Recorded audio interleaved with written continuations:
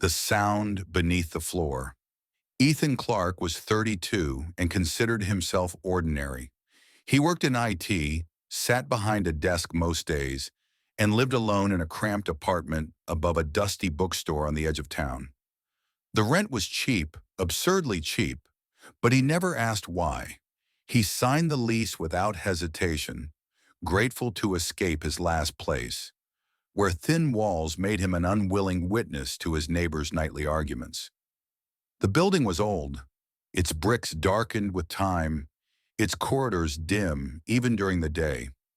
The floorboards creaked, the pipes moaned, but Ethan told himself it was just character, part of the charm. At first it was, but after a month, something changed.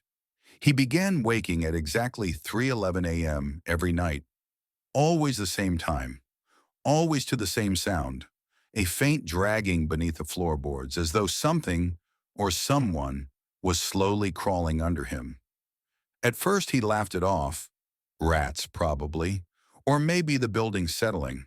He'd put in headphones, try to sleep again, and fail. But as nights turned to weeks, the noise grew louder.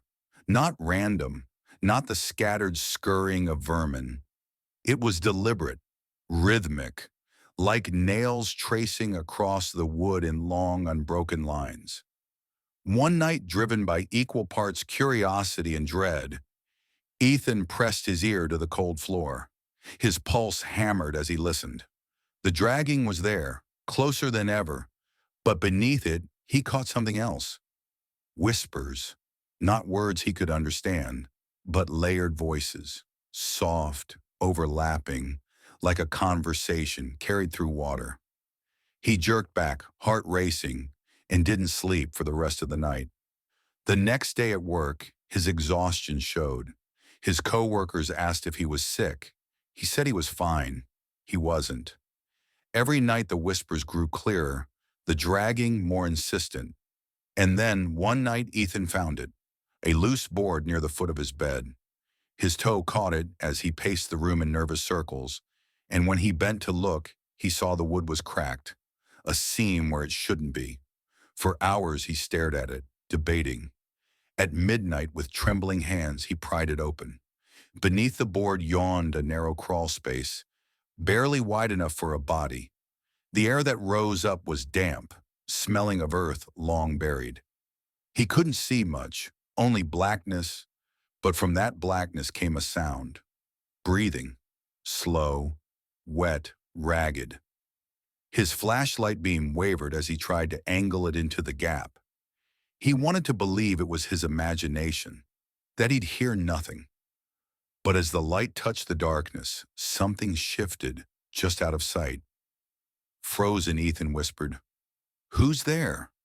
A pause. Then in a voice identical to his own, the darkness answered, "Who's there?" The flashlight slipped from his grip and tumbled into the crawl space, its glow spinning across damp soil. In the brief arc of light, Ethan saw it, a pale hand, too long, the fingers tipped with splintered nails. The hand was reaching upward. The floor seemed to lurch under him. Ethan staggered back, slamming the board shut, hammering it with his fists until the nails bent back into place. He spent the rest of the night pressed against the far wall, eyes fixed on the sealed wood, listening to the thing below scrape against it. The next morning he went downstairs to the bookstore, desperate for answers. The owner, an elderly man with clouded eyes, looked up from his counter when Ethan asked if the building had a basement. "No basement," the old man said. His tone was too quick, too final. "What about crawl spaces? Anything under the floor?" The man's face tightened. He lowered his gaze to the book in his hands. "Some places keep their dead close. Easier that way." Ethan waited for a laugh, a smirk, anything that would make it a joke. None came. That night he tried to stay at a friend's apartment, but at 3:11 a.m., he woke on their couch to the same sound, dragging beneath the floor. The whispers seeped through the carpet. His friend slept undisturbed. It wasn't the building. It was him. Ethan returned to his apartment the next evening, resigned, trembling. The loose board was open again. He hadn't touched it. The gap seemed wider now, yawning like a mouth. He wanted to run, but his legs carried him forward, as if pulled. He knelt at the edge, staring into the dark. The air was colder this time. The whispering voices were clearer. He could almost make out words. Almost. He leaned closer. The hand shot out, pale and thin, and grabbed his wrist. Its strength was inhuman. Ethan screamed, clawing at the floor as he was pulled downward.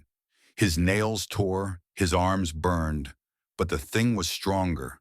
The last thing he saw was its face rising from the shadows, a distorted reflection of his own, eyes hollow, grin too wide. Then the floor closed above him. The apartment is empty now. The bookstore still rents it out to those who can't resist a low price. And every night at exactly 3:11 a.m., the new tenant hears something moving beneath the floor.